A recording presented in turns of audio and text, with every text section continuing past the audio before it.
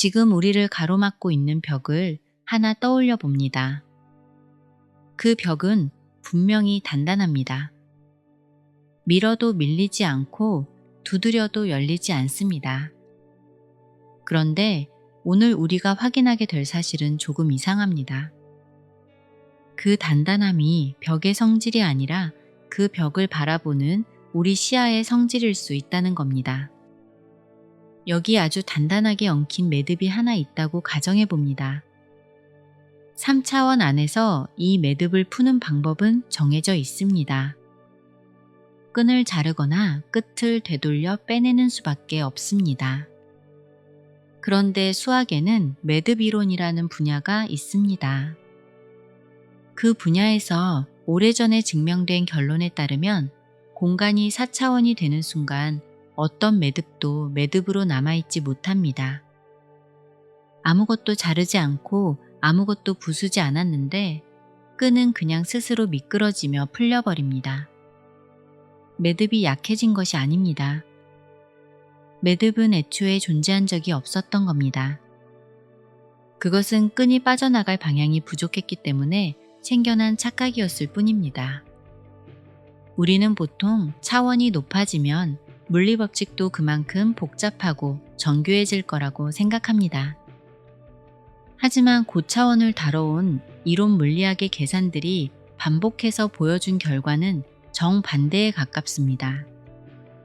차원이 올라갈수록 법칙은 복잡해지는 것이 아니라 아예 작동을 멈추거나 의미 자체를 잃어버립니다. 우리가 절대적인 진리라고 믿어온 것들이 사실은 아주 좁은 단면 위에서만 성립하는 조건부 질서였던 셈입니다. 오늘은 그 단면 밖으로 조금씩 걸어나가려 합니다. 대부분의 사람들은 차원을 방향이라고 생각합니다. 위아래와 좌우, 그리고 앞뒤 같은 방향입니다. 이런 방식으로 차원을 이해하면 마음이 아주 편안해집니다. 현실이 근본적으로 안정적이라는 믿음이 그대로 보존되기 때문입니다. 더 높은 차원이라는 것도 결국 우리가 아는 세상을 조금 더 길게 늘려놓은 연장선일 거라고 믿게 되는 거죠. 하지만 실제로 한 칸씩 올라가 보면 그 믿음이 얼마나 빠르게 부서지는지 알게 됩니다. 1차원의 세계는 하나의 선입니다. 길이는 존재하지만 너비도 없고 깊이도 없습니다. 옆이나 주변이라는 개념조차 성립하지 않습니다. 가능한 움직임은 오직 앞과 뒷뿐입니다. 그래서 1차원의 존재를 가두는 일은 놀라울 만큼 간단합니다. 앞과 뒤에 선을 2개만 그으면 끝입니다. 그것만으로도 그 존재는 완벽하게 갇힙니다. 빠져나갈 방법을 아무리 오래 고민해도 답이 나오지 않습니다. 탈출구가 숨겨져 있는 것이 아니라 탈출이라는 개념 자체가 그 세계에 없기 때문입니다. 그런데 이 완벽한 감옥에 2차원의 존재를 넣으면 어떤 일이 벌어질까요? 그 존재는 아무런 노력도 하지 않습니다. 그냥 왼쪽으로 한 걸음 옮깁니다. 그게 전부입니다. 감옥의 완벽함은 감옥이 가진 성질이 아니었던 겁니다. 그것은 갇힌 자가 서 있는 차원의 성질이었습니다. 우리를 가두는 것은 벽이 아니라 우리가 서 있는 층입니다. 2차원으로 올라가면 우리가 아는 세상의 형태가 어렴풋이 나타납니다. 길이와 너비가 만나 평면이 생깁니다. 옆이라는 말과 주변이라는 말이 비로소 의미를 갖게 됩니다. 하지만 깊이는 여전히 없습니다. 그리고 깊이가 없다는 이 단순한 사실이 만들어내는 결과는 한참을 들여다보기 전까지 알아채기 어렵습니다. 2차원의 세계에는 우리가 이해하는 방식의 내부가 존재하지 않습니다. 그곳의 모든 것은 윤곽선으로만 정의됩니다. 몸은 부피를 가진 무언가가 아니라 하나의 경계선일 뿐입니다. 그래서 그 세계의 생명체는 오직 가장자리만 봅니다. 아무리 가까이 다가가도 상대의 안쪽은 영원히 볼 수 없습니다. 평생을 함께 살아도 서로의 테두리만 확인하다가 끝나는 셈입니다. 우리는 3차원에 살고 있으니 그들보다 훨씬 넓게 본다고 생각합니다. 하지만 정작 옆에 있는 사람의 마음속으로 들어가 본 사람은 아무도 없습니다. 우리 또한 표정과 말투, 행동이라는 표면적인 경계선 언저리만 짐작하고 있는 셈입니다. 그 사람이 왜 그런 말을 했는지, 어떤 밤을 지나왔는지는 끝내 보이지 않죠. 우리가 누군가를 오해하는 이유는 우리가 나쁘거나 게으르기 때문이 아닙니다. 애초에 우리에게 그 방향을 볼 감각이 주어지지 않았기 때문입니다. 초기 경전에 전해지는 장면 하나가 여기에 정확히 겹칩니다. 붓다가 숲을 지나다가 나뭇잎 몇 장을 손에 쥐고 제자들에게 물었다고 합니다. 내 손 위의 잎과 이 숲 전체의 잎 중에 어느 쪽이 많은가? 숲이 비교할 수 없이 많다는 답이 돌아왔습니다. 붓다는 자신이 아는 것은 숲 전체와 같고 자신이 말한 것은 손 위에 잎 몇 장과 같다고 했습니다. 우리가 세상의 전부라고 믿는 것은 늘 손바닥 위에 놓인 몇 장의 잎입니다. 그런데 2차원의 생명체에게 그 세계는 조금도 부족하게 느껴지지 않습니다. 가장자리만 보이는 삶이 그들에게는 완전하고 충분합니다. 누군가 위에서 내려다보기 전까지는 그렇습니다. 이제 우리 같은 3차원의 관찰자가 그 평면을 내려다본다고 가정해 봅니다. 프라이버시라는 환상은 그 즉시 부서집니다. 모든 내부 구조가 한 번에 드러납니다.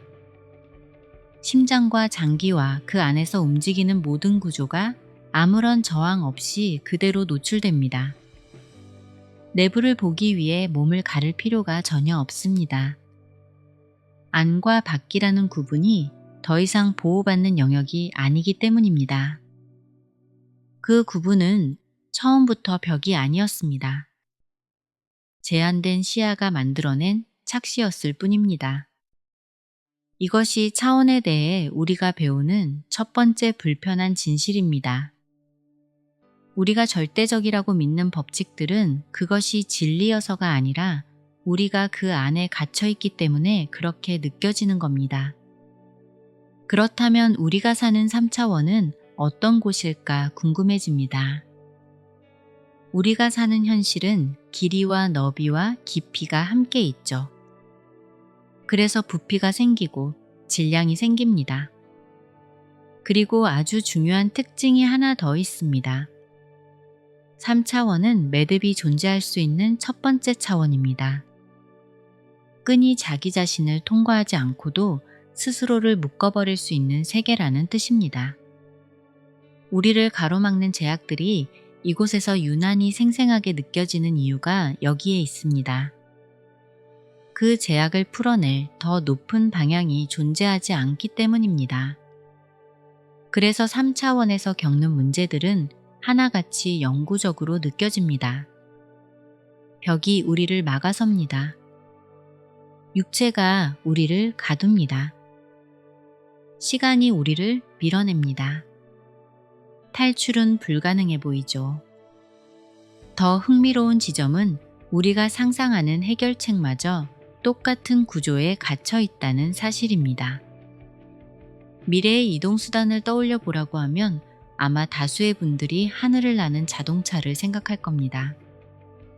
그 한 가지 사실만으로도 우리 사고의 한계가 그대로 드러납니다. 우리가 그리는 미래는 전부 3차원을 활용해서 2차원의 정체를 우회하는 방법에 불과하기 때문입니다. 지하철은 땅 아래로 내려가고 비행기는 하늘 위로 올라갑니다. 둘 다 평면 위의 혼잡을 피해가는 경로일 뿐입니다. 시간과 공간이라는 근본적인 한계에서 우리를 꺼내주지는 못합니다.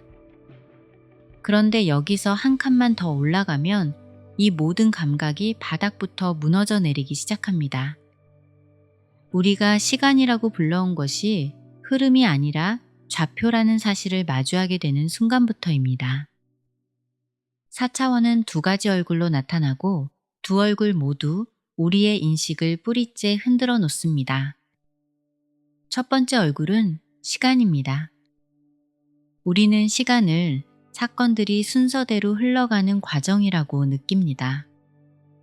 하지만 수학자 민코프스키가 정리한 시공간 개념에 따르면 시간은 흐름이 아니라 하나의 좌표축에 가깝습니다. 이 관점에서 보면 우리는 단순히 어떤 장소에 존재하는 것이 아닙니다. 우리는 어떤 시간에 함께 존재하고 있는 겁니다. 사실 우리는 이미 2차원을 매일 경험하고 있습니다. 도서관에서 만나자는 말은 그 자체로는 아직 약속이 아닙니다. 12시라는 좌표가 붙는 순간에야 비로소 완성됩니다.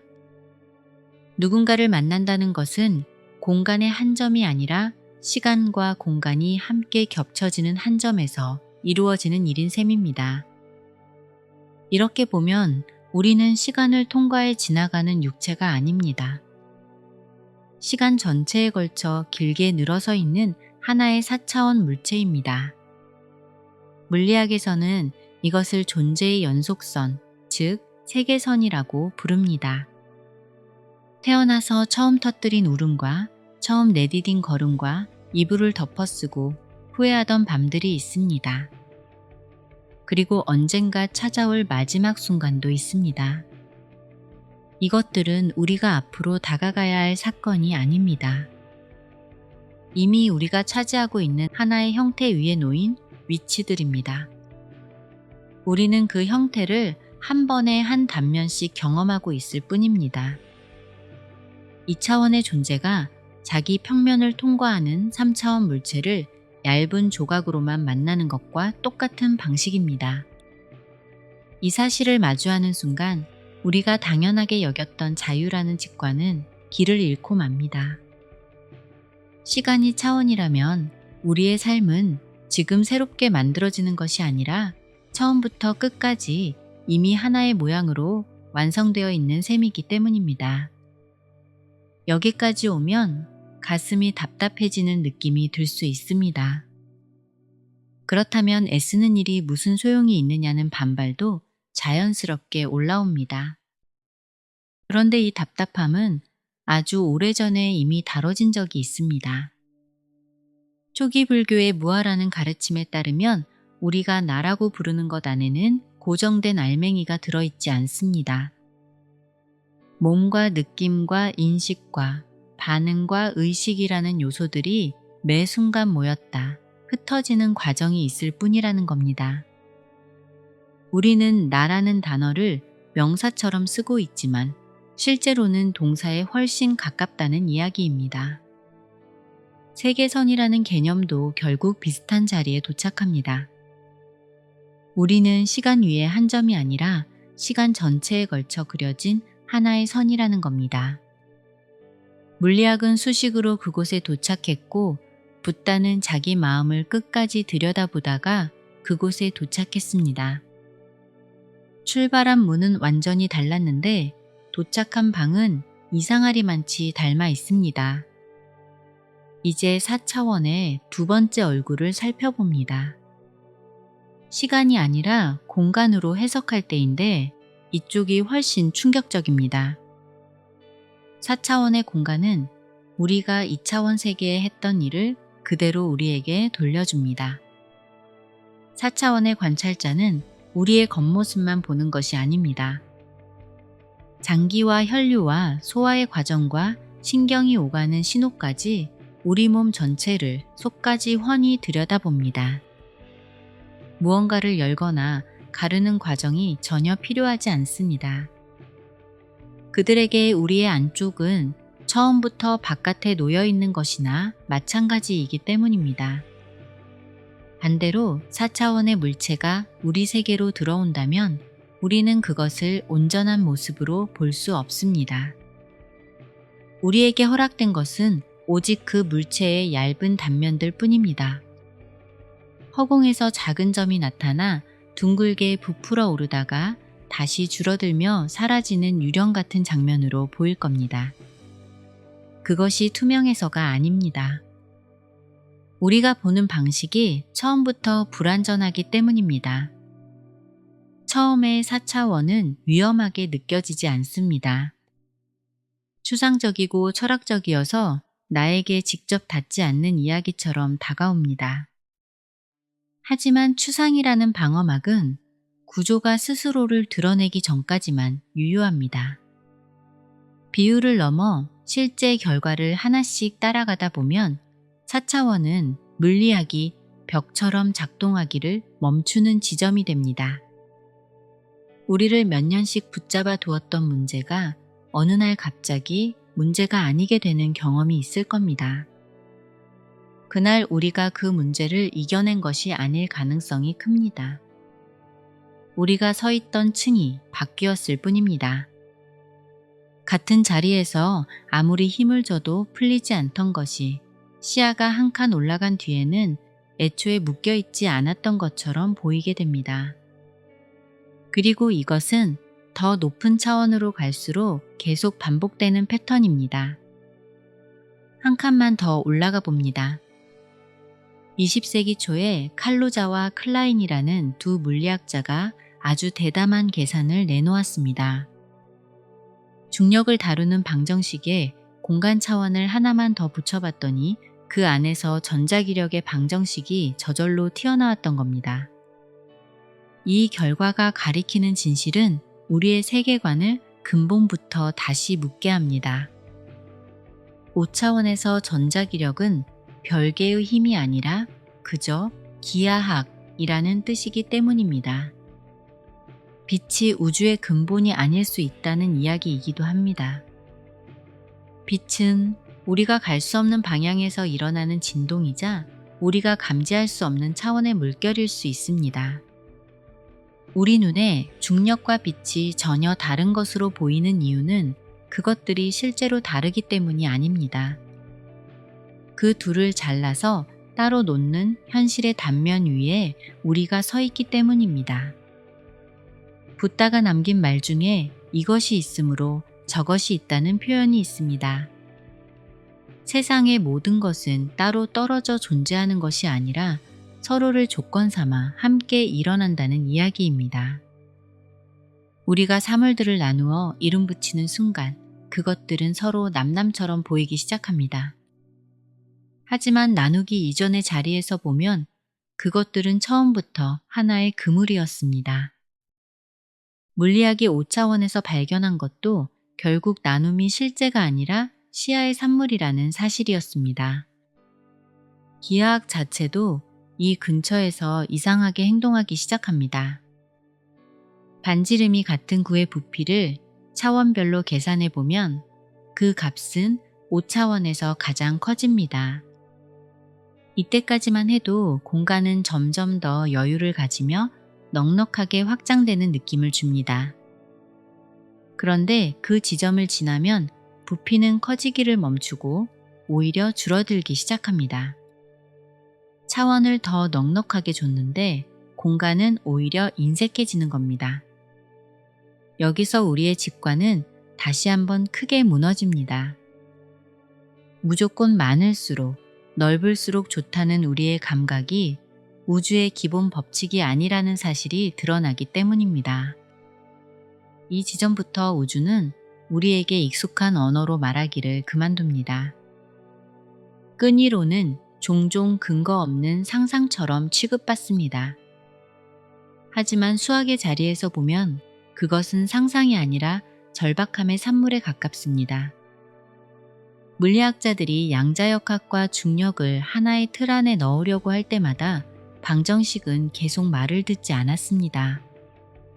확률을 모두 더했는데 하나가 되지 않고 수식은 의미 없는 값으로 무너져 내렸습니다. 그런데 우주에 6개의 공간 차원이 더 있다고 가정하는 순간 그 무너지던 수식들이 조용히 자리를 잡았습니다.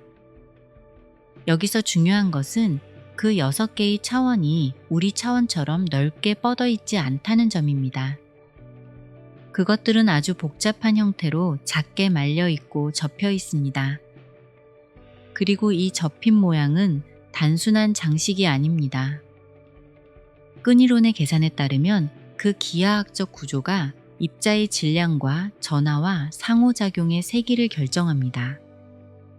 이 말이 뜻하는 바는 물리법칙이 애초에 법칙이 아닐 수 있다는 이야기입니다. 그것들은 우리 눈에 보이지 않게 접혀있는 구조가 만들어낸 결과일 수 있습니다. 그 구조가 달라지면 물리법칙도 달라집니다. 결국 우리가 우주의 절대적 법칙이라 믿어온 것들은 그 다차원적 접힘이 남긴 그림자에 불과했던 셈입니다. 우리 뇌는 3차원을 돌아다니며 살아남도록 만들어졌기 때문에 그 이상을 그려낼 도구를 갖고 있지 않습니다. 남은 것은 오직 패턴을 읽어내는 능력뿐이고 그 패턴은 아주 분명합니다.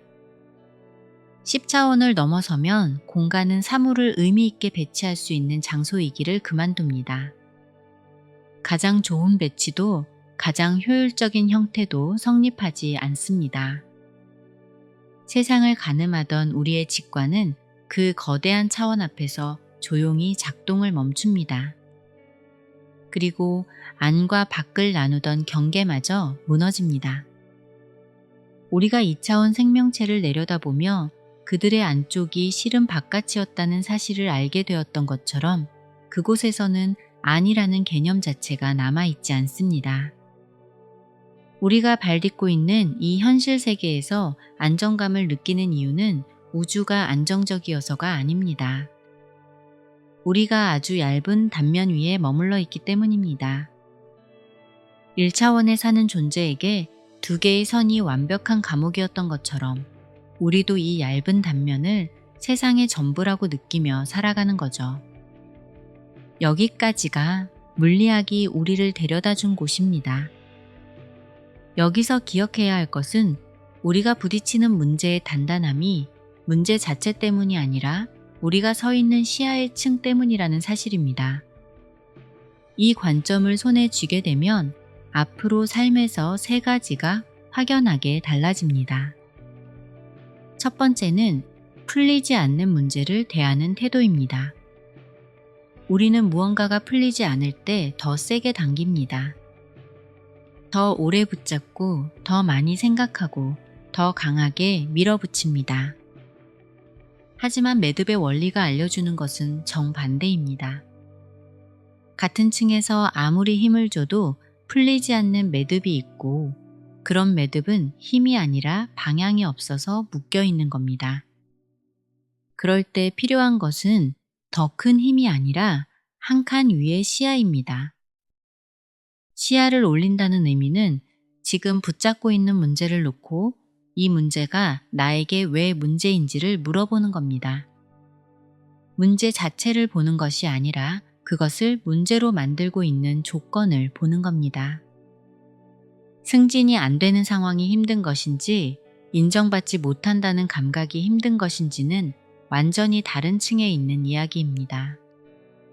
층을 옮기면 같은 사건이 전혀 다른 모양으로 보이기 시작합니다. 2번째는 사람을 대하는 태도입니다. 2차원의 생명체가 서로의 가장자리만 볼 수 있었던 이야기를 기억할 겁니다. 우리가 볼 수 있는 것도 상대의 말과 표정과 행동이라는 얇은 테두리뿐입니다. 그 사람이 어떤 밤을 지나왔는지, 어떤 두려움을 안고 그 자리에 앉아 있는지는 우리 시야 밖에 있습니다. 그래서 누군가의 행동이 이해되지 않을 때 그것은 대체로 그 사람이 이상해서가 아닙니다. 우리에게 그 방향을 볼 감각이 없기 때문입니다. 이 사실을 인정하는 순간 판단은 조금 느려지고 그 느려진 자리에 이해가 들어설 틈이 생깁니다. 3번째는 스스로를 대하는 태도입니다. 우리는 자신을 하나의 고정된 물건처럼 다룹니다. 나는 원래 이런 사람이라는 문장으로 자신을 규정하고 그 규정 안에서 답답해합니다. 하지만 나의 삶을 존재의 연속선으로 바라보면 나는 지금 이 순간에 덩그러니 놓인 한 점이 아닙니다. 지나온 모든 시간과 앞으로의 모든 시간에 걸쳐 길게 늘어서 있는 하나의 형태입니다. 오늘 넘어진 자리는 그 긴 형태 위에 찍힌 하나의 좌표일 뿐이지 나라는 존재 전체가 아닙니다. 무아라는 가르침이 가리키는 곳도 결국 같은 자리입니다. 우리를 힘들게 하는 것은 대개 사건 자체가 아니라 그 사건을 영원한 것으로 만들어버리는 우리의 좁은 단면이었던 겁니다. 우주는 우리를 심판하거나 평가하지 않으며 물리법칙은 우리가 서 있는 층에서만 유효하고 우리가 절대적이라 믿어온 경계들은 그저 시야가 만들어낸 형태일 뿐이었습니다. 여기까지만 들으면 어딘가 서늘하고 차가운 이야기처럼 느껴질지 모릅니다. 하지만 저는 이 안에서 완전히 정반대의 진실을 봅니다.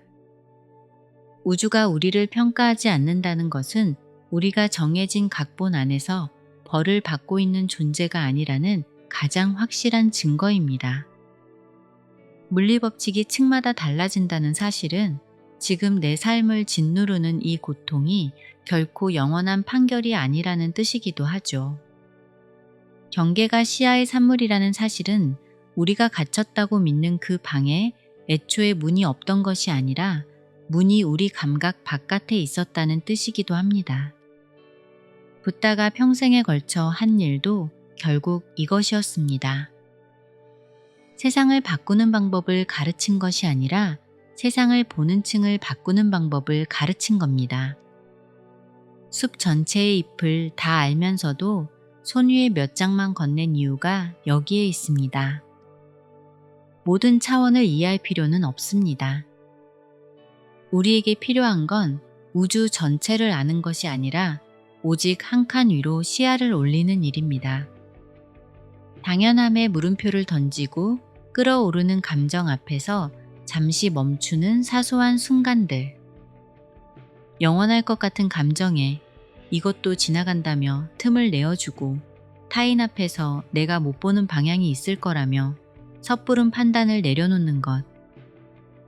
1차원의 존재에게 옆으로 딛는 한 걸음이 기적이었듯 이 작은 멈춤이 우리를 완전히 새로운 한층 위로 데려다 줍니다. 매듭이 풀린 것이 아니라 문제를 바라보는 층이 달라진 겁니다. 이제 처음 떠올린 그 벽을 다시 마주해 봅니다.